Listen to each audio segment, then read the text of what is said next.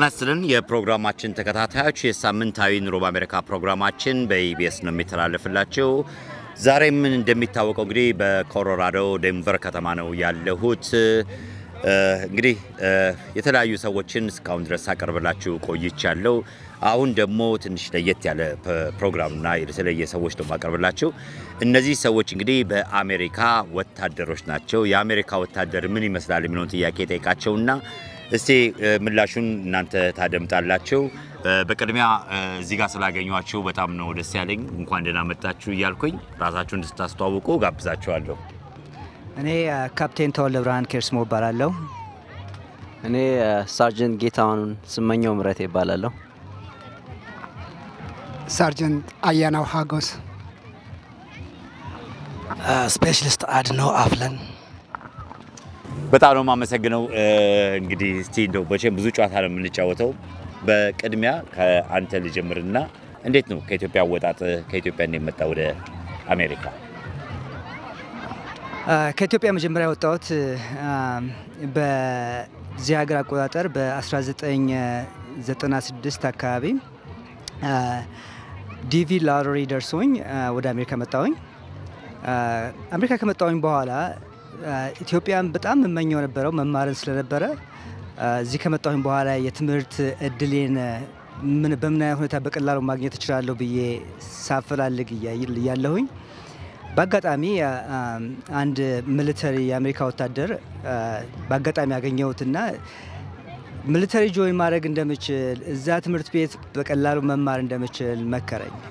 እውነት አልመሰለኝም ነበር መጀመሪያ፣ ግን እኔም ራሴ አንዳንድ ነገሮችን ሪሰርች ሳደርግ ትክክል ሆኖ ባገኘሁት ጊዜ ብዙም አልቆየውም። አሜሪካ በመጣሁኝ በትንሽ ምናልባት 4-6 ወር አካባቢ ሚሊተሪ ጆይን አደረኩኝ። አመሰግናለሁ። ተወልጄ ያደግኩት በአዳር ከተማ ሲሆን ወደ አሜሪካ የመጣሁትኝ በፈረንጆች አቆጣጠር በ2003 ሐምሌ ወር አካባቢ ነው። እንደመጣው የተለያዩ ስራዎችን በሚኒመም ዌጅ ለተወሰነ ወራት ያህል እንደሰራው ተወልደን የሚያውቅ ካፒቴን ተወልደን የሚያውቅ ሰው አገኘውና እንደዚህ ፍላጎት እንዳለኝ ወታደር ለመሆን ወይም ደግሞ እችላለሁ አልችልም የሚለውን ለማጣራት እሱንን ደውዬ በስልክ አገኘሁት እና ወደ ወታደር የተቀላቀልኩት በሱ ምክርና አስተያየት ነው።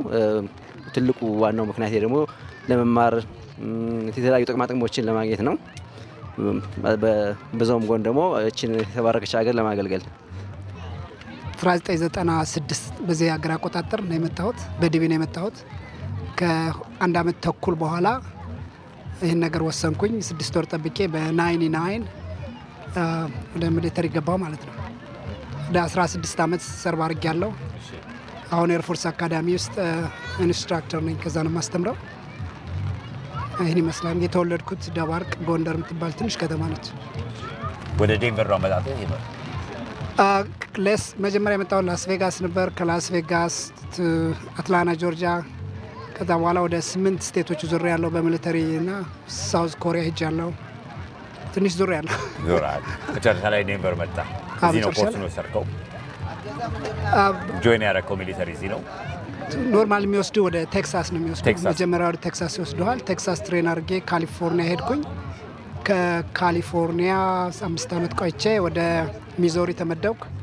ከሚዞሪ 4 አመት ቆይቼ ወደ ሳውዝ ኮሪያ 2 አመት ሰርቭ ካረኩ በኋላ ይህን እድል የማስተማር እድል አምጥቼ ወደዚህ ወደ ኮሎራዶ ስፕሪንግ ነው። አሁን ኮሎራዶ ስፕሪንግ ነው የምኖረው። ዲሰምበር አካባቢ ደግሞ ወደ ጆርጂያ ተመልሼ ሄዳለሁ እና ስቲል ሰርቭ እያደረኩ ነው ማለት ነው። በጣም ነው የማመሰግነው።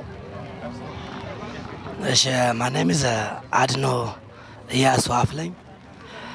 I came to the US የመጣሁት 2001 ነው ወደ US የመጣሁት። ልክ እንደመጣሁ ብዙም ሳይቆይ የተወለድኩት ባይደወይ ጎንደር አዘዞ የምትባል ከተማ ጎንደር የተወለድኩት እና ልክ እንደመጣሁ አንድ አመት ምናምን በኋላ ያው ሴፕቴምበር 11 ሀፕን ሆነ ማለት ነው። እና ያኔ ጃብ ኮር የሚባል ትምህርት ቤት ነበር። አዳር ትምህርት ቤት ነው፣ የመንግስት ነው። ከዛ እየተማርኩ ሳለ ያው ይሄ ሀፕን ሲሆን እኔስ እዚህ ሀገር እየኖርኩ አይደል ለምን ሰርቭ አላደርግም በሚል ምክንያት ማለት ነው ትምህርቴን ተውኩና ያው ጆይን አረኩኝ። ከትሬኒንግ ምናምን በኋላ 1 አመት በኋላ ወዲያው ነው ወደ ኢራቅ ላኩኝ። ኢራቅ ተመለስኩ። 1 አመት እዛ አገልግዬ ተመለስኩ። ቆስያለሁ። ብዙ ነገር ደርሶብኛል። በጣም መጥፎ ጊዜ ነው። ከዛ ስመለስ ያው 1 አመት አገልግዬ ስመለስ ወደ ጀርመን ላኩኝ። እንደገና ጀርመን እንደደረስኩ በ3ኛው ወር ወደ አፍጋኒስታን ለ15 ወር ላኩኝ። ከዛም 15 ወር አገልግዬ መጣሁ። ልክ እንደመጣሁ ያው እንደገና ወደ ጆርጂያ መለሱኝ። ከዛም እንደገና ጆርጂያ እንደደረስኩ ብዙም አልቆየሁም ኢራቅ ላኩኝ 1 አመት እንደገና። ያው እንደዛ ብዬ መጨረሻ ከዛ ስመለስ አስጠላኝና እኔም ወጣሁ። በቃ አሁን አርበኛ ነኝ። ጨርሻለሁ። በጡረታ ላይ ነው ያለው? አሁን ጡረታ ላይ ነኝ። ጨርሻለሁ። አገልግሎት ጨርሻለሁ። እና የት ነበር የዘመትከው? 2 አመት ኢራቅ፣ ያው 15 ወር አፍጋኒስታን፣ ኩዌትም ጀርመንም ነበርኩ። ብዙ ሀገሮች አይቻለሁ። አትላንታ ነበር ብዙ ጊዜ ስቴሽን የሆንኩት። አሁን እዛ ጨርሼ ያው ቤተሰቦች እዚህ ደንቨር ስለሚኖሩ ሙቭ አድርጌ እንግዲህ ወደ ደንቨር አሁን አዲስ ነኝ። ኦኬ። ልጅ ሆነህ እንደው ወታደር ለመሆን ታስብ ነበር? የስ አክቹሊ አዘዞ ያለው በጣም ፊልም እናይ ነበር። አዘዞ ማለት የወታደር ሀገር ነች፣ ከተማ ነች። እዛ ስናድግ ከደርግ ወታደሮች ጋር አብረን ያደግ ነው። ከዛም በኋላ የአሜሪካ ፊልም እያልን ብዙ እናይ ነበር። እዛ ሰፈር ፊልም እናይባት ቤት አለች። በ5 ሳንቲም እየገባን ያው እናይ ነበር። የቪየትናም ፊልም እናይ ነበር። እዛ ነው እንግዲህ አእምሮ የተቀረጸው። እስቲ እንደው በነበርክበት ጊዜ በውትድርና ጊዜ በነበርክበት ጊዜ ምን ክፉ ጊዜዎች አጋጥመዋል? ቅድም እንዳልከኝ ቆስለሃል። የምን ጦርነት ጊዜ ነበር ሀፕን ያደረገው? እንግዲህ ኦአይኤፍ 3 እንለዋለን፣ ዘመቻ አራቂ ፍሪደም 3ኛው ነው የምንለው። እኔ የገባሁበት ጊዜ ማለት ነው። እና በጣም መጥፎ ነው። ያው የምናዋጋው ቴሮሪስቶች ነው ማለት እንግዲህ የወጣ ነው። አራቂንም ኢራቅንም ነፃ ለማውጣት ነው የወጣ ነው። አዘ ሶልጀር እንደ ወታደር ዘመቻ ነው ሄድ ነው። ሂዱ ስትባል ትሄዳለህ፣ አድርጉ ስትባል ታደርጋለህ። ጥያቄ ብዙም አትጠይቅም። ነው አዘ ወታደር ስለሆንክ ሂድ ስትባል ብቻ ትሄዳለህ፣ ትዋጋለህ። ከዛ ውጭ ብዙም አጥብቀንም አንጠይቅም። ያን ላይ ላሉት ነው የበላይ አካሎች ናቸው የሚያውቁት። ያ ጦርነቱ በጣም አስከፊ ነበር። እሺ፣ በጣም አስከፊ ነበር። ያ ብዙ ጓደኞችም ሄደው በህይወት አልፈዋል። እያየዋቸውም የተለያየ እዛው ያ ዩኤስ አርሚ ያ ኦኬ። እና ጓደኞቼ ምናምን ህይወታቸው አለፈዋሉ። እግዚአብሔር ይመስገን። እኔ ያው እንግዲህ እግዚአብሔር እንትን እኔ ተርፌ ተመልሻለሁ። ያው ተመልሼም ይሄን ለመናገር በቅቻለሁ። እንዳየነው ከሆነ በዛም በወቅቱ የነበረ ጦርነት በጣም አደገኛ ጦርነት ነበር። እንደውም የአሜሪካ ወታደሮች ይባላል ፊልም ላይ ያዩት ነገር ልክ እንደ ፊልም ነበር መስሏቸው የነበረው ይባላል። እና እዛ ሲገቡ ግን ነገሮች ሁሉ ተቀያየረባቸው። ለማመን ያቅታል። ለማመን ስገባ በኋላ እኔ ራሱ መጀመሪያ ጦርነት የሚባል ነገር ዳላቅ አሜሪካን ያለ ሀገር ሄደ አንተ ኢራቅ ስትዋጋ የምትዋጋው ላልተወለድክበት ሀገር ነው። ካልቸራሊ ፕላስ ላንጉጅም አለ። ያን ሁሉ እንትን አድርገን ነው ጦርነት ውስጥ ገብተን የምንዋጋው። ከዛም ቢሆን ትንሽ ላይክ ካልቸሩን ጠብቃለህ። የአሜሪካ ወታደር ነህ። የጄኔቫ ኮንቬንሽን ትከተላለህ። ዝም ብለህ ወጣ ሰው አትልም። ጠብቀ አይተ በህጉ መሰረት ነው አክሽን የምትወስደው። ጦርነት ላይ እያለ ያ ይከብደናል እኛ። እነሱ እንደፈለጉ ይተኩሱባል። አንተ ግን አይተህ ምን ብለህ ያው ይሄ ሰውዬ ትረት ወይም ደግሞ አስጊ ነው ወይ ለህይወቴ ብለህ ካመዛዘንክ በኋላ አንተ ራሱ መተኮስ የምችለው። ያ ሁሉ ተጽዕኖ አለ ለአንተ። እንደው ምን ያህል ጊዜ የነበረ በውትድርናው ጊዜ ምን ያህል ጊዜ ነበር ኮርሱ ትምህርቱን የወሰድከው? ትሬኒንጉ መጀመሪያ ስልጠና ስትሄድ 3 ወር ነው። 3 ወር ስልጠና ነው የዘመተው ስልጠና። ከዛ በኋላ 6 ሳምንት የስራ ስልጠና አለ። እሺ። ከዛ በኋላ ስራ ስልጠና ከጨረስክ በኋላ ምድብ ይባላል፣ ትመደባለህ። ያ ቦታ የምድብ ቦታ ማለት ነው። ከተመደብኩ በኋላ ያ ምድብ ወደ ጦርነት የሚሄድ ትዕዛዝ ካለው አብረህ ትሄዳለህ። እንዳጋጣሚ የኔው ነበር። ብዙም ሳልቆይ ነው አብረህ ሄድኩት። ኦኬ። ያው ለዛም መሰለኝ የመደቡን እንግዲህ አስፈልጓቸው። እና የቆሰልከው በምን ጊዜ ነበረ? በመጀመሪያው ጦርነት ጊዜ ነው የቆሰልኩት። ያው ቦምብ ነው መኪናዬን መታው። ወደ ላይ አነስቶታለኝ። እንዳጋጣሚ የፍንጥርጣሪ ነው እዚህ ጋር የመጣኝ። ያው ብዙም እዚህ ጋር ነው እንትን ያለ እሺ እንትን አልነካም አጥንትና አለ ግን ትንሽ እንትን አለ። የእግዚአብሔር በእግዚአብሔር እንትን ያው ተርፌያለሁ። ኦኬ ወደ በኋላ ላይ እንመለሳለን። እስቲ ወደ አንተ ልሻገርና ያንተስ ደግሞ ድርሻ ምንድነው? በምንድነው አሁን እሱ ጦርነት ላይ ነበር። አንተስ ደግሞ በታጫውቴ እንደዚህ ተመሳሳይ ታሪክ አለ? እኔ እንኳን ትንሽ ለየት ይላል የኔ ታሪክ። ብዙ ጊዜ የምኖርባቸው ቦታዎች የምሰራቸው ስራዎች ወደ ጦርነት ሊወስድ የማይችልበት ሁኔታዎች ሆኖ ተመቻችተው ነው ያገኘኋቸው። አትሄዱም ጦርነት የማልሄድበት። ሌላው ደግሞ ከአርሚ ጋር ደግሞ በአጠቃላይ ኤርፎርስ ኢንጀነራል ስታየው ደግሞ ኤርፎርስ ፓይለቶችን ነው የምንልከው። እኛ ላኪዎች ኤርፎርሶች ናቸው። ያኛ ኤርፎርስ ነን፣ እሱ አርሚ ነው እና ብዙ ጊዜ እግረኞች ናቸው የሚሄዱት እና ከኤርፎርስ ብዙ ጊዜ ከአርሚ ጋር የሚሄዱት የሚሊተሪ ፖሊስ የምንላቸው የኤርፎርስ ውስጥ የሚሰሩ አሉ። እነሱ ብዙ ጊዜ ይሄዳሉ። ሰርቪስ የሚሏቸው እና እኔ በዛ አልነበርኩም እና 16 ዓመት ሰርቭ አድርጌያለሁ። አንድ ሀገር ነው የሄድኩት ዲፕሎይ ብለን ከጠራ ነው። እሱን ከርኪስታን ይባላል። ማነስ የድሮ ራሻ ነበር፣ አሁን ራሷን የቻለች ከተማ ነች። ለአፍጋኒስታን ሞር ኖርዝ ነው እና የዛ ሚሽኑ የጀስ ለአፍጋኒስታን የሚረዳ ነው እና እንግዲህ ዲፕሎይ ካልኩት እሱን ነው የሄድኩት። ጦርነት ቦታ አይደለም፣ በዛ ብቻ ነው የኖርኩት እና ሌላውን ጊዜ እንግዲህ ያሳለፍኩት ኮምፒውተር ኔትወርኪንግ ሰራ ነበር።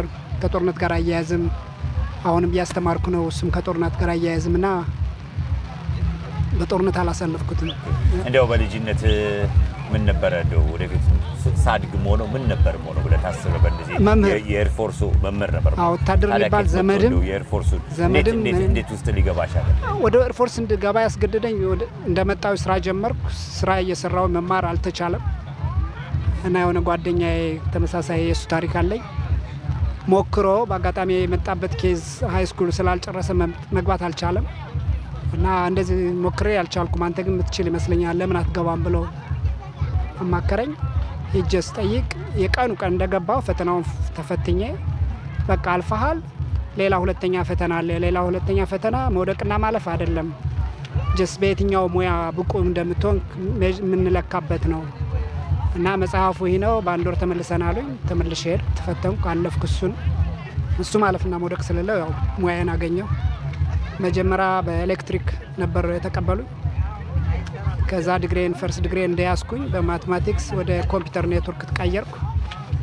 እሱን እየሰራው እንዳለ በአጋጣሚ አሁን እዚህ ኦፊሰር ኤርፎርስ አካዳሚ የሚባል ትምህርት ቤት እዛ እንዳስተምር ደግሞ በአጋጣሚ ድሉን ሰጡኝ። አሁን እዛ በማስተማር ላይ ነው ያለሁኝ እና ስፔሻል ዱቲ በምትሰራበት ሰዓት ኮንትሮል በቃ ትዱ ዳጃ ሌላ ዲፕሎይመንት አትሄድም እና ብዙ ጊዜ ሰራቸው የነበሩ ስራዎች በሙሉ እንዳልሄድ አስገድዶኛል ማለት ነው እና አሁንም እዛው ነው ያለሁት፣ ያስተማርኩ ነው ያለሁት። መንካት አይችሉም፣ ሊወሰዱም ቢሉ አይችሉም። በቃ ያለሁበት ሁኔታ ያስገድዳል። ቃለ ምላውን ፈጽማል። ቃለ ምላውማ ቱዳይ ምንም ጥያቄ የለውም። ትሰር እንደው ገፋ ያለ ነገር ይመጣ ተነሳና እሱ ምንም ጥያቄ የለውም። ገፋ ያለ ከመጣ የመሄድ ምንም ጥያቄ የለውም። እንደውም በዚሁ አጋጣሚ አሁን ለነሱ እየነገርኳቸው ከዚህ ቀጥሎ የሚሄድበት ቦታ የሱ አይነት አጋጣሚ የሚያጋጥመኝ ነገር እንዳለ ዝም ብዬ የት ነው የምትሄጂው? ሚስተር ማውጣት እንዳይሆን ምንም ችግር የለውም። ጆርጂያ ውስጥ ነው የሚሄደው እና ጆርጂያ ውስጥ የሚሄድበት ቦታው ስራው ራሱ ወደዛ መሄድ የሚያስገድድ አይነት ስራ ያለበት ስራ ነው የሚሰራው። እንግዲህ ወደ መጨረሻ ላይ እሱ የመጨረሻ ቤዝ ነው፣ ሪታየርመንት ማድረግበት ነው። ሜይቢ በዛን ሰዓት ዲፕሎይ ይደረግ ይችላል የሚል ግምት አለ። በቅርብ ጊዜ ነው የምትሄጂው? ዲሰምበር ላይ ነው። አመሰግናለሁ። የፕሮግራማችን ተከታታዮች እንደምትከታተሉት እንግዲህ ከዴንቨር ያገኟቸው በውትድርና ሙያ ላይ በአሜሪካ ውትድርና ሙያ ላይ ያሉ ናቸው። ከእነሱ ጋር ቆይታችን ይቀጥላል። ከአፍታ ቆይታ በኋላ እንደገና እንገናኛለን።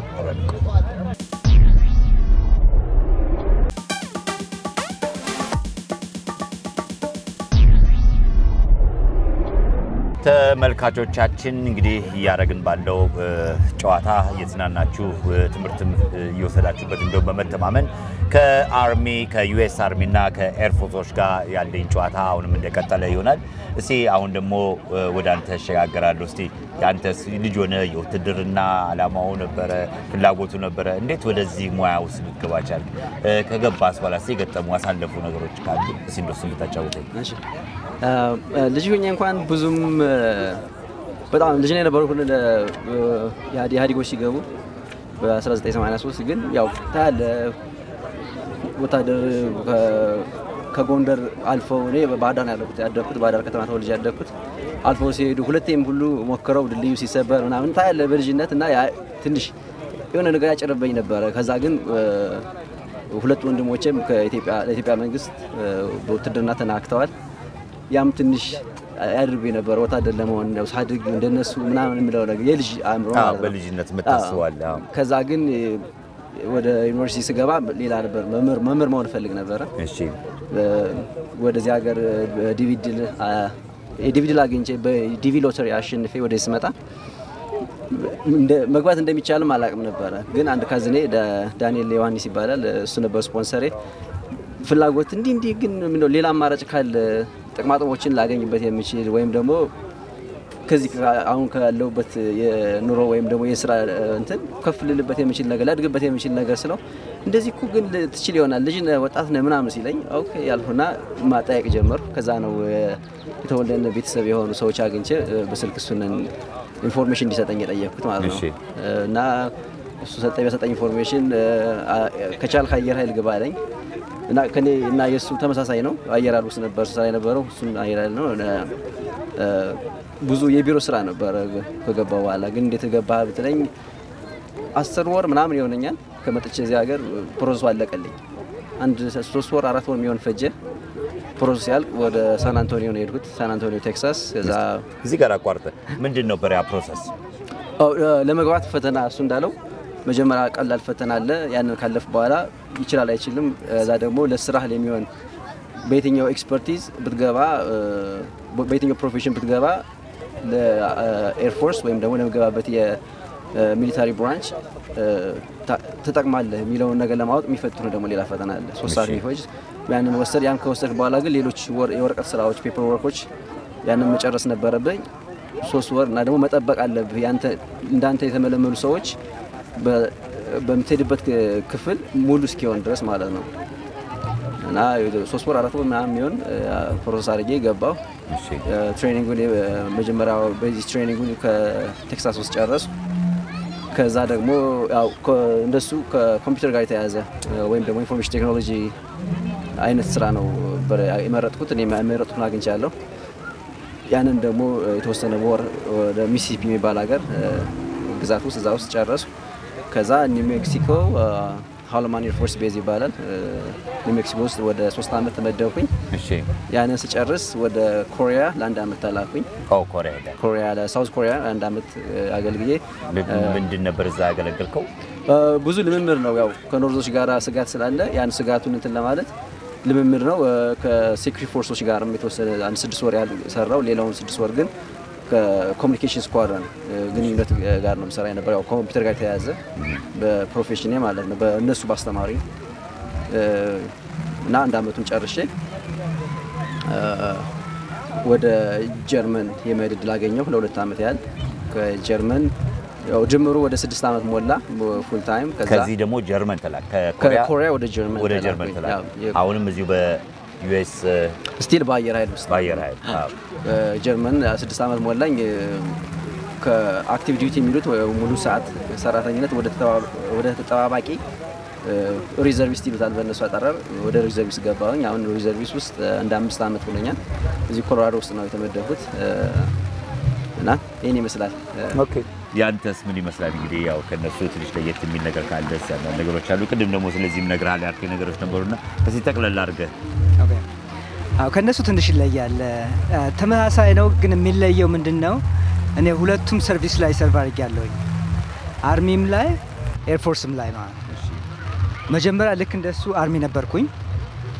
ጆን ያረኩት መጀመሪያ እንደገባሁኝ ኢንሊስትድ በዚህ ሀገር ሁለት ስትራክቸር አለ ኢንሊስትድ እና ኦፊሰር እና መጀመሪያ ኢንሊስትድ ሆኜ እንደ E1 ይባላል የሚጀመርበት ጀምሬ 4 አመት ሰርፍ ካደረኩኝ በኋላ ከሚሊተሪ ሰፕሬት አደረኩኝ ለተወሰነ ጊዜ ማለት ነው።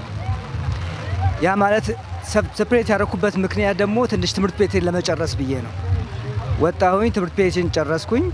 ዲግሪን ከያዝኩኝ በኋላ ወደ ኤርፎርስ ደግሞ ስመለስ ኦፊሰር ሆኜ ነው ተመለስኩት ያለው ማለት መኮንን ይመስለኛል በኢትዮጵያ እንደዛ ሆኜ ተመለስኩኝ። አርሚ ላይ ያለውኝ እንግዲህ እንደሱም ብዙ ቦታ ሄድኩኝ። እኔ ካምባት ሜዲክ ነበርኩኝ። በኢትዮጵያ ምን እንደሚባል አላውቅም። እንግዲህ የጦር ሜዳ ሐኪም ማለት ይመስለኛል ሲተረጎም በትክክልና እና እኔ እንደዛ ነበር ትሬኒንግ ያደረኩት። ስፔሻልቲ እንደዛ ነበረ እና ያንን ከጨረስኩኝ በኋላ ግን ትምህርት ሄድኩኝ። ትምህርቴን ጨረስኩኝና ነርስ ሆኜ ኤርፎርስ ላይ ነርስ ሆኜ ተቀጥሬ ገባሁኝ። አሁን እንግዲህ ኤርፎርስ የምሰራው እንደ ነርስ ሆኜ ነው የምሰራው ያለሁት። እዛም እያለሁኝ ስትል እየተማርኩኝ ፋሚሊ ነርስ ፕራክቲሽነርነት እያጠናሁኝ ነው። አሁን ልጨርስ 2 ሴሚስተር ብቻ ይቀረኛል እና ያ ማስተርሴን በዛ እየሰራሁኝ ነው። እንደው በልጅነት ወታደር ለመሆን ታስብ ነበረ? እንዴት ወደዚህ ሙያው ገባ? መጀመሪያ ተወልጄ ያደግኩት ጉራጌ ሀገር ውስጥ ነው። እምድብር ከሚባል ከተማ ነው። እዛ አካባቢ ብዙም ስለ ውትድርና ስለ ጦርነት ምናምን ነገር ብዙም የምናውቀው በአቅራቢያችን ያለ ነገር የለም። ነገር ግን እዚህ ሀገር ከመጣሁኝ በኋላ ብዙ ጊዜ ላይ ከወታደሮችን ሳይ አንዳንድ የአሜሪካ የሚሊታሪ ሙቪዎችን ባየሁ ጊዜ ሞር ውትድርና እንድመኝ አስመኝቶኛል። እዚህ ትንካልኩ በኋላ ማለት ግን እንደው ሙቪውና ቦታው ላይ ገብተህ ስታየው አንድ ነው። ሙቪ ላይ ስታየው በቼ ሁላችንም ወታደር የአሜሪካ የሙቪ ጦርነታቸው ፊልም እና ምን ነው አይደለም እንዴ? ሙቪ ላይ ሆነ የምታየው ነገርና ውስጡ ደግሞ ገብተህ ስታየው ለውጡ እንደው ይሄን ያክል የሰፋ ነገር አለው? በጣም አንድ አይነት አይደሉም። ሙቪ ላይ የሚታየውና አንዳንድ ቦታዎች ጦርነት ላይ ሲኬድ የሚታዩ ነገሮች ይኖራሉ። ሁሉ ጊዜ አሜሪካ ወታደር ሲያጠቃ ነው የሚታየው። እንደዛ ነገር ላይ ሁሉ ጊዜ እኛ እዛ ቦታ አንሄድም። የስራ ሁኔታ ይወስነዋል። ለምሳሌ አሁን እሱ እድሉን አግኝቶ ስራው ስለሚፈቅድለት እዛ ውስጥ እንደዛ ነገሮች ሊያይ ይችል ይሆናል። የኔ ስራ ግን በአብዛኛው ነገሮቹ ካለቁ በኋላ የተጎዳ ወታደር ካለ እሱን ትሪት ለማድረግ ወደ እኔ ጋር የሚመጣው ያለው። ስለዚህ እዛ አክቹዋሊ እዛ ጦርነት ውስጥ በትክክል እስካሁን ድረስ አላየሁም። ሄጃለሁኝ፣ ብዙ ጊዜ ብዙ ቦታ ዲፖርት ተደርጊያለሁኝ። እሱም እንዳለው ኮሪያ ሄጃለሁኝ። አንዳንድ ቦታ ደግሞ እኔ ሂውማኒታሪያን ኤድ ላካለሁኝ። ለምሳሌ ሃንዱራስ ሄድኩት፣ ጦርነት የለም እዛ። ነገር ግን የተቸገሩ ህፃናቶች የተቸገሩ ልጆች ምናምን ነገር እነሱ ነበሩ። አሜሪካ ወታደር ደግሞ ይሄንም ያደርጋል። ጦርነትን ብቻም አይደለም። በአብዛኛው ደግሞ እኛ የምንረዳው የሚመስለን ሁሉ ጊዜ ወታደር ሲኮን ጦርነትን ነው በሀሳባችን የሚመጣው፣ ግን ያን አይደለም። ለምሳሌ ከመካከላችን አስተማሪ አለ። እኔ ነርስ ነኝ፣ እሱ የአይቲ ስፔሻሊስት የተለያየ ግን ስቲል ኮርሱን ትወስዳላችሁ? ስቲል ኮርሱን ሁሉም ሰው የውትድርናው ኮርስ የመጀመሪያ ስትገባ ያን ስልጠና ትወስዳለህ። በዛ ላይ ደግሞ የገፋ ነገር ካለ መዝመታቸው አይቀርም። እሱ አይቀርም። እሱ እንግዲህ ያው ከመጀመሪያው ስትገባ ምለህ ነው የምትገባው ያለው እና እምቢ ማለት ደግሞ አትችልም። አክቹአሊ ነው ያን ትንካርክ በኋላ እና በአብዛኛው የምንሰራው ያለው በሰለጠንበት ሙያ ነው። በሙያችን ነው የምንሰራው እና ጦርነት ትፈልጋለህ ሂድ ከተባል ግን ስራ ነው ትሄዳለህ።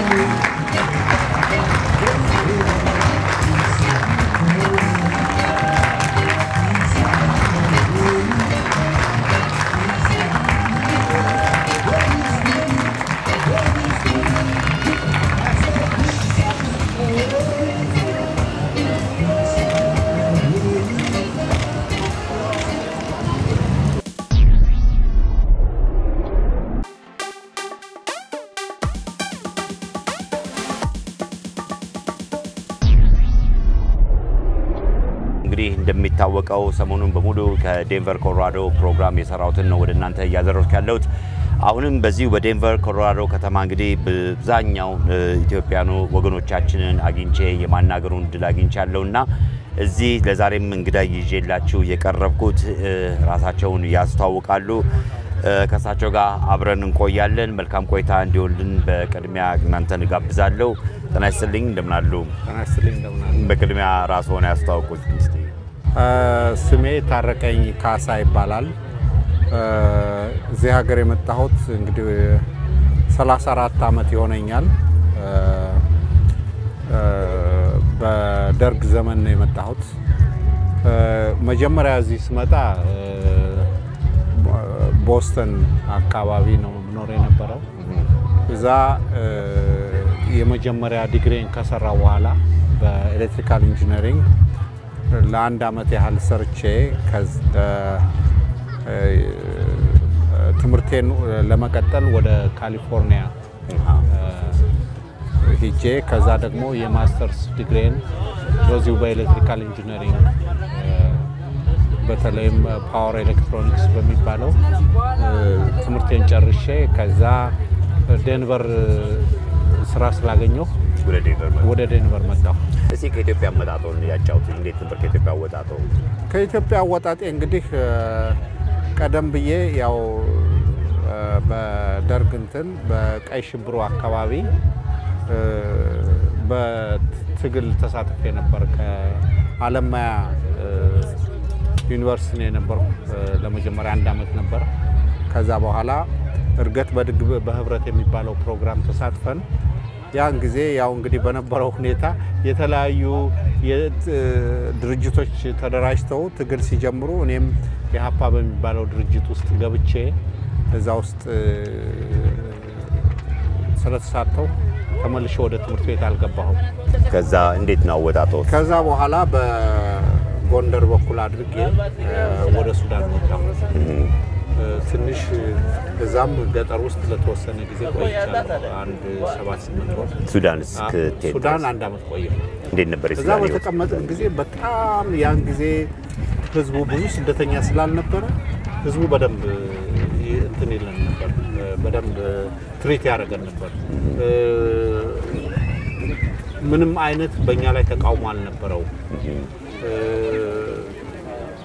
እርግጥ ጥቂት በመሆናችን እኛም በእነሱ ላይ ምንም ጫና አላደረግንባቸው። እሺ፣ እርስ በርሳችን በጣም መተባበር ነበረ። በእውነቱ ምን ያህል ነበራችሁ?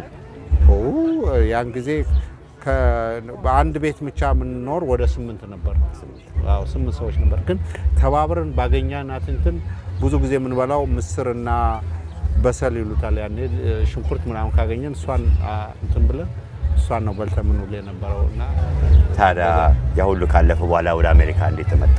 አዎ ያ ሁሉ ካለፈ በኋላ እንግዲህ ከአንድ አመት በኋላ የአሜሪካ መንግስት የስደተኞቹን መቀበል ጀመረ ወደ አሜሪካ እና የመጀመሪያውን እንትን ካሉት የሁለተኛ ዙር ነው መሰለ የደረሰኝ እኔ እና ያኔ ትንሽ በመጠኑ እንግሊዘኛ እንትን ስለነበር ያው ያለብኝን ችግር ከኢትዮጵያ እንዴት እንደወጣሁ ጻፍኩና ያንን ስናመለክት ድርጅቶች ስፖንሰር እያደረጉን ወደ አሜሪካ መጣ እና የተቀበለኝ ያው ጂዊሽ ፋሚሊ ሰርቪስ የሚባለው ነበር። እና ጂዊሽ ፋሚሊ ሰርቪስ መጀመሪያ ሲቋቋም የራሻን ጆዎች ከራሻ ለማምጣት ነበረ። በኋላ ግን ነን ፕሮፊት ኦርጋናይዜሽን ስለሆናችሁ እናንተ ለምን ራሻ ብቻ ታመጣላችሁ ሲሏቸው እንግዳውስ በዚህ ኢትዮጵያውያን እናመጣለን ብለው የመጀመሪያው የጂዊሽ ፋሚሊ ሰርቪስ ከተቀበላቸው ስደተኞች ውስጥ አንዱ ነበር። አዎ ምን ስቴት ነበር የነበርኩት? ማሳቹሴትስ መጀመሪያ የመጣ። አዎ ስፕሪንግፊልድ የምትባለው ከተማ ነበር የመጣ ነው። ከዛ እንግዲህ ለመጀመሪያ አንድ ወር 2 ወር ውስጥ 2 ወር የፉድ ስታምፕ የሚሉት ሰጡን። ፉድ ስታምፕ የሚባል ያሳየ ምግብ የምትገዛበት ነበር። እሱን ነው እኔ ትዝ ይለኛል መጀመሪያ እንትን ግሮሰሪ ሄደን ያንን እንትን ስንል ሰው ትክ ብሎ ሲያየን ምን ሆነ ነው እነኚህ ሰዎች ምናምን እንል ነበር።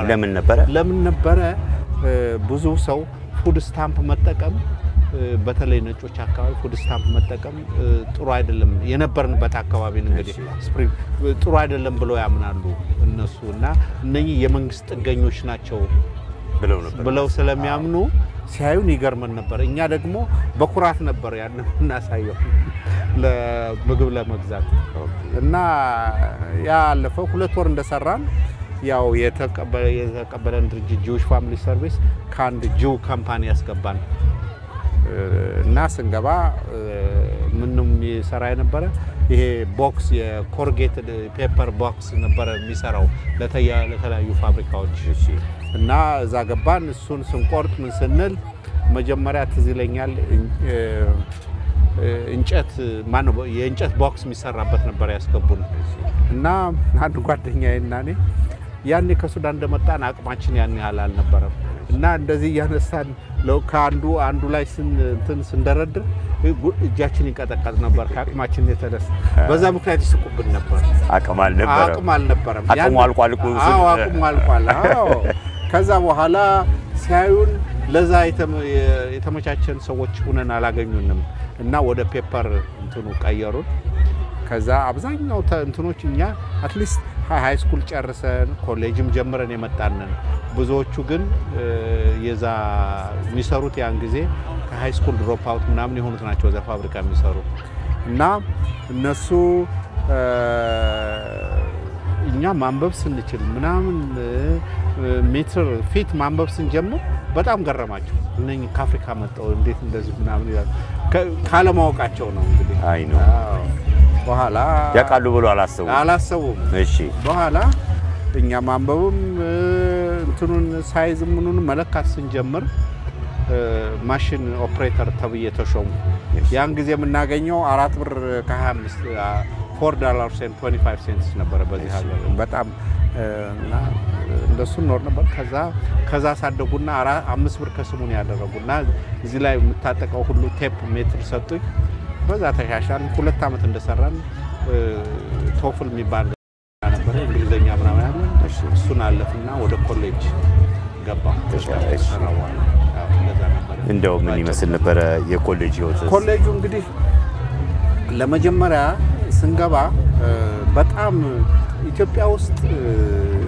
እኔ እስከማውቀው ድረስ አለማያ ጀምሬ ስለነበረ ኮርሶቹን ራሱ ነው ትምህርት ቤት ነው አሳይን የሚያደርግ የምትወስዳቸው እኔ በነበርኩበት ጊዜ አትሊስት ይሄን ተወስዳለን ቢባል የተወሰነ እንትን ነው በዛ ነበር ምንማር እዚህ ግን ስትመጣ ራስህ ያስፈልገኛል የሚለውን እንትን ከካውንስለር ጋር እየተገናኘ ነበር እና እኔ እሱን ኤክስፔክት አደረግ ነበርና ትንሽ ግራ ገብቶ ነበር እና ደግሞ ያኔ ወደ 25 26 በዛ ገደማ ስለነበር ዲር ኦቨር 25 ሚል ወረቀት መጣ ያኔ ምን አብረናቸው ምንኖር ልጆች 18 19 አመት ልጆች ነበር እና ላንዴ ለተወሰነ ጊዜ እንትን ዶርም ገባው ዶርሚተሪ ስገባ ልጆቹ ጋር መጣጣም አልቻልንም እነሱ የተለያየ ነገር ያደርጋሉ እኛ ግን ከወረቀቷ ላይ ነው እንትናችን የነበረችና በዛ ላይ ትንሽ ልዩነት ነበርም እንዳውም አብሬ የመማረው አብሮኝ ሩሜቴ የነበረው ልጅ አንድ ነበር አባትየው ይመጣና ለምንድን ነው ይሄ ልጅ እባክህን እንዳንተን እንዲያጠና ነገረው ይለኝ ነበር ፈረንጁ ግን ልጁ አይሰማም ነበር ከዛ እሱ ወድቆ ወጣ እኔም ትምህርታችንን በጣም ነበር የምንከታተለው በጣም የኮሌጅ እዚህ እንደው ስለሱ ሰፋ ባለ ነገር እናወራለን ተመልካቾቻችን እንግዲህ ጨዋታችን ይቀጥላል ከአፍታ ቆይታ በኋላ እንደገና እንገናኛለን አብራችሁ ተጠብቁ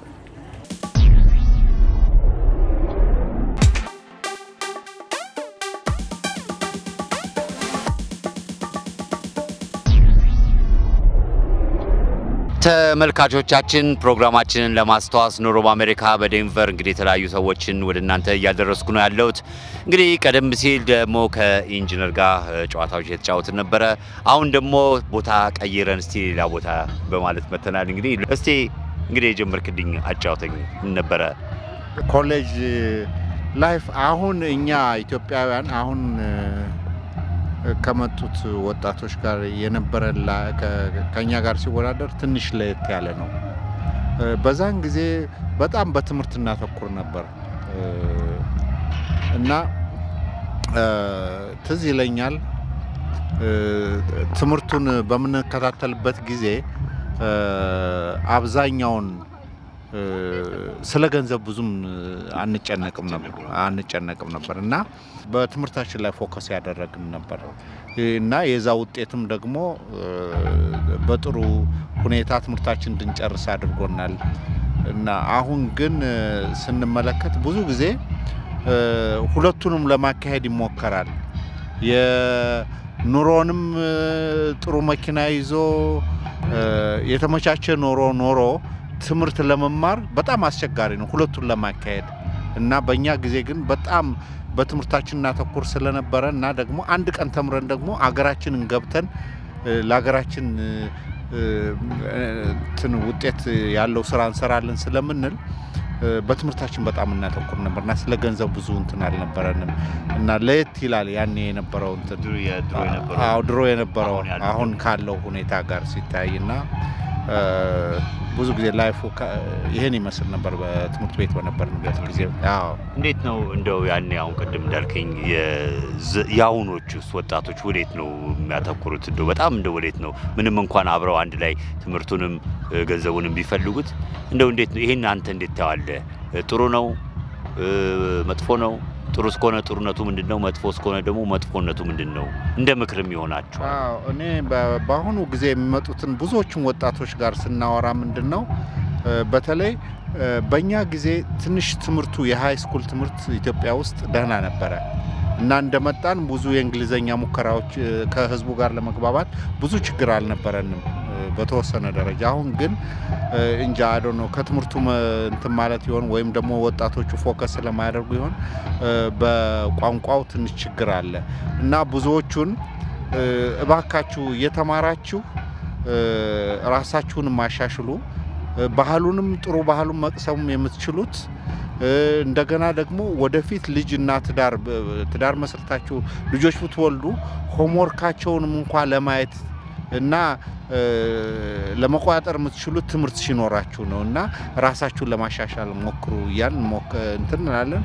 ሆኖም ግን የባህል ለውጥም ይሆን ትንሽ በገንዘቡ ላይ ያተኩራሉና አብዛኛውን ወንድሞቻችንና እህቶቻችን በሰርቪስ ስራ ላይ ነው ያተኮሩት እና ይሄ እንደው መመክረው ምንድነው ወደፊት እድሜ በገፋ ጊዜ እዚህ ሀገር የሚኖሩ ከሆነ ትንሽ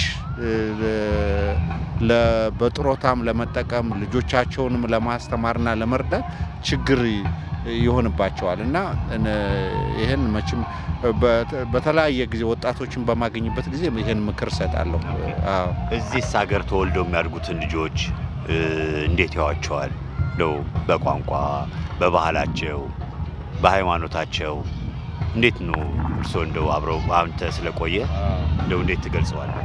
እኔ መቼም እንግዲህ መግለጽ የምችለው ስለ ራሴ ቤተሰብና በአካባቢያችን ስላሉት ነው።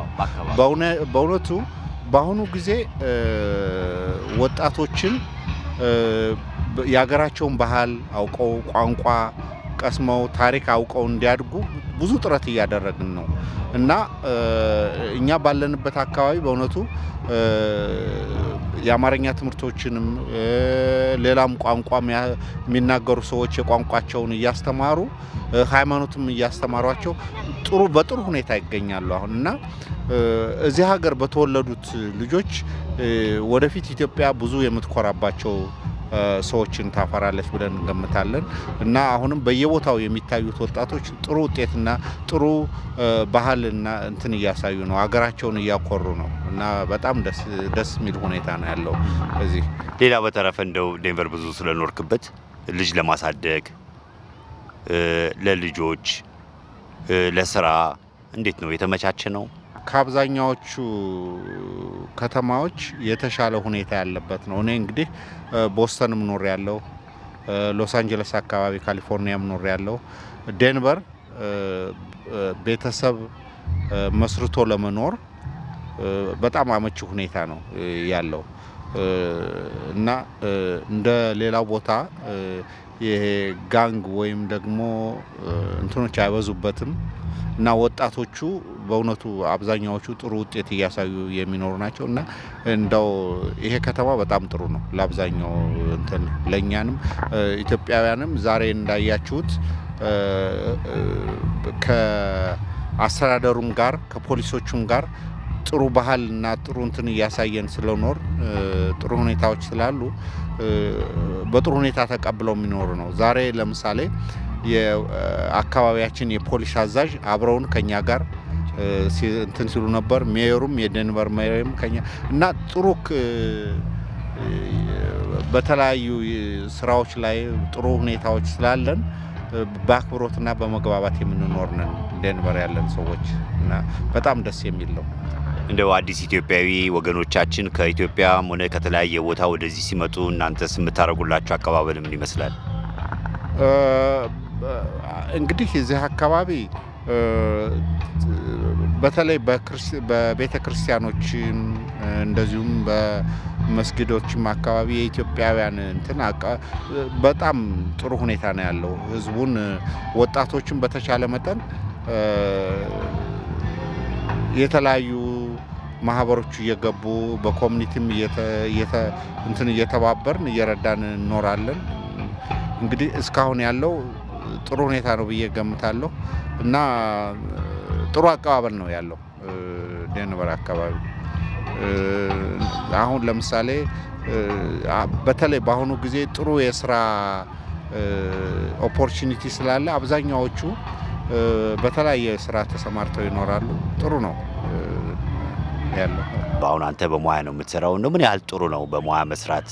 ምንም እንኳን ጥሩ ቢሆንም ደው እንዴት አድርገህ ለሌላው ሰው ደግሞ እዚህ አንተ ያለበት አይነት ነገር ውስጥ እንዲገባ ምክርን ትሰጣለህ? ከዚህ ጋር ያይዤ ስራ ምንድነው በአሁኑ ሰዓት በፕሮፌሽን ደረጃ እየሰራ ያለው?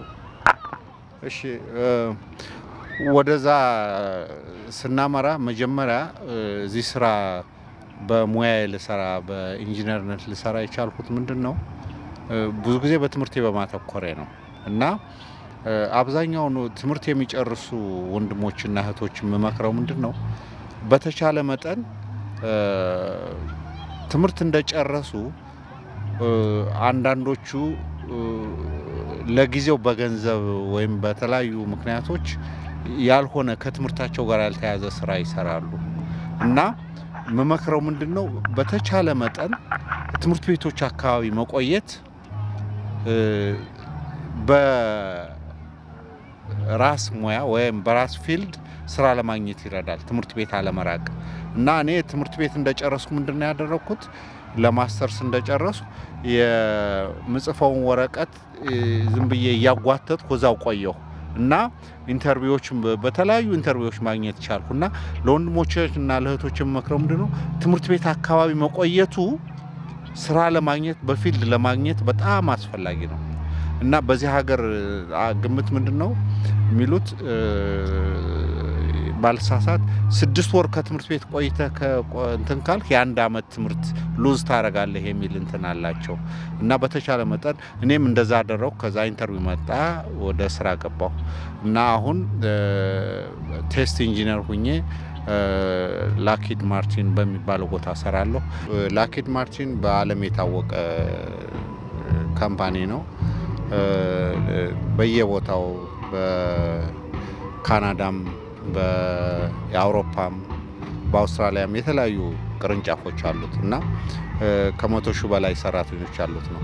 እኔ በመሰራበት ክፍል ውስጥ እንትን ቅርንጫፍ እዚህ ዴንቨር ውስጥ የስፔስ ኢንዱስትሪ ነው ያለው። ስፔስ እና መልካ ነው እንትኑ ቅርንጫፉ እዚህ ያለው የተለያዩ ቦታ የተለያዩ ስራዎችን ይሰራል እና እዚህ ስፔስ በተለይ ወደ ሰማይ ወደ ጠረፍ የሚመጥቁት የሚላኩ እንትኖች መንኮራኩሮችን ሳተላይቶችን የሚሰራው ይሄ ካምፓኒ ነው። ከመንግስት ጋር ብዙ ኮንትራክቶች አሉት። ኢትዮጵያም የተወሰኑ እንትኖች ነበሩት ባለፈው ጊዜ ስራዎች እና ይሄንን በተለይ ወደ ጨረቃ ወደ ማርስ ወደ ፕሉቶ የተለያዩ እንትኖችን ሚልከው የሚሰራው ይሄ እንትን ነው መስሪያ ቤት ነው እና በተለይ ይሄ የኛ ቅርንጫፍ የስፔስን አስመልክቶ ነው እንትኑ ሌሎች ቦታዎች እንግዲህ በዘመናዊ መሳሪያዎች አሁን ለምሳሌ ጆይንት ስትራይክ ፋይተር ምናምን የሚሉትን የሚሰራው አውሮፕላን የሚሰራው አዲሱን ዘመናዊ አውሮፕላን የሚሰራው ይሄው ካምፓኒ ነው። አዎ ግን ቅርንጫፉ ሌላ ቦታ ነው እንደዚህ አይነት እና ይሄ ነው ያለው በየቦታው። አዎ ቴክሳስም ጆርጂያም አትላንታ መሳሰሉት ቦታዎች የተለያዩ ሰፊ ካምፓኒ ነው። አዎ ሰፊ መስሪያ ቤት እንግዲህ ስለ ስራዬ ብዙ አንዳንድ እንትኖች ስለሆኑ ትንሽ የዲፌንስ ካምፓኒ ስለሆነ ብዙ ለማውራት አልችልም። አዎ እና በመሰራው ቴስት ኢንጂነር ሁኜ ነው እና በዛ ሳገለግል እስካሁን ወደ 20 አመት ሆኖኛል እና በተቻለ መጠን ያው እንግዲህ ይሄን ነው ልገልጽ የምችለው ስራ። አዎ 2 ልጆች አሉኝ እና ያው ያገባሁት የዛሬ 17 አመት ሆኖኛል። ኢትዮጵያ ነው የተዳርኩት እና 2 ሴት ልጆች አሉኝ። አንደኛው 16 አመቷ ነው፣ ሁለተኛው 13 አመቷ ነው እና አንደኛዋ ወደ 11ኛ ክፍል ገብታለች፣ ሁለተኛዋ ደግሞ አሁን ወደ 8ኛ ክፍል ገብታለች። በቅርቡ ወደ ኢትዮጵያ ሄደ ነበር? አዎ በቅርቡ ሄጄ ነበር። የዛሬ አመት ኢትዮጵያ ነበርኩ። የታየው ኢትዮጵያ ያለውን እድገት በአሁኑ ሰዓት እንዴት ታያለ? ኢትዮጵያ በጣም አድጋለች። ብዙ መሻሻል አለ። እንግዲህ መሻሻል እንዳለ ሁሉ ደግሞ አንዳንዶቹንም ደግሞ የድህነቶች እንትኖችም ይታያሉ። በተለይ ደግሞ በሄድኩበት ጊዜ ዋናው እንደው ለመጥቀስ ዋናው የሄድኩበት አንዱ ትልቁ ምክንያት ልጆቼ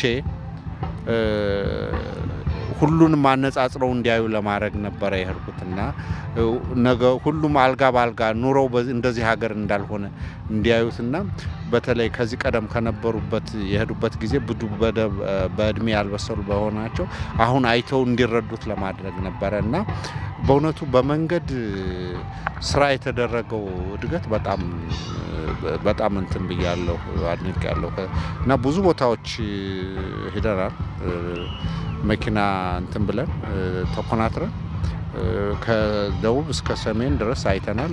እሱም በጣም እንትን ብያለሁ እና በዚህም ትልቅ መሻሻል አለ። እኔ የዛሬ 10 አመት ካየሁት 10 አመት በፊት ነበር የሁት አሁን ብዙ መንገዶች በጣም ተሻሽለዋል። ወደፊት እንደው አንተ ባለ ሙያ ደግሞ አገር ቤት ገብተህ ለማገልገል ሀሳብ አለ? ወል እንግዲህ እስካሁን ሀሳብ የለኝ። ምክንያቱም አሁን እንግዲህ እዚህ ሀገር 30 አመት ኖርኩ። ልጆቼ ገና ተምረው ኮሌጅ ጨርሰው ነው ሁኔታው ካመቸኝ መቼም አንድ ቀን ገብቼ አገለግላለሁ ብዬ ገምታለሁ። እንደው ተረፈ ልጆቹስ እንደው ምን አይነት አስተዋጽኦ እያደረክ ነው? እንደ አባትነት ባህላቸውን ሃይማኖታቸውን አጥብቀው እንዲይዙ ቋንቋቸውን እንዳይረሱ የምታደርገው የአባትነት ድርሻ ምንድን ነው ለልጆች?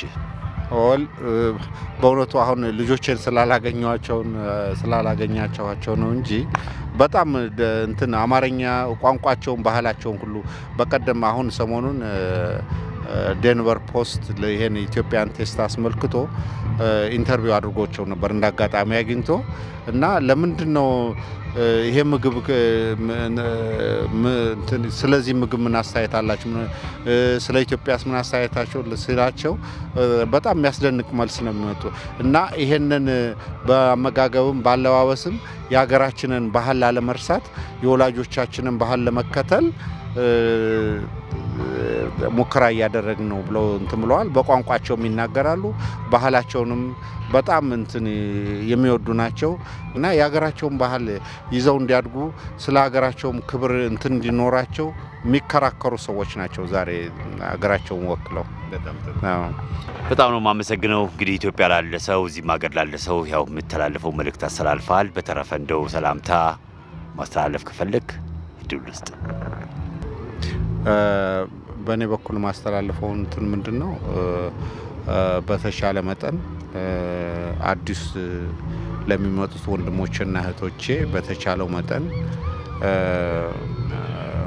የሚወልዷቸው ልጆች ባህላቸውን አይዘው እንዲያድጉ እነሱም ደግሞ እዚህ በሚመጡበት ጊዜ በተቻለ መጠን የዚህን ሀገር ትምህርት እንዲቀስሙ እና ራሳቸውን እንዲያሻሽሉ ምክር አስተላልፋለሁ። አገር ቤት ላሉት ዘመዶችና ቤተሰቦቼ ጤና ይስጥልኝ እላለሁ።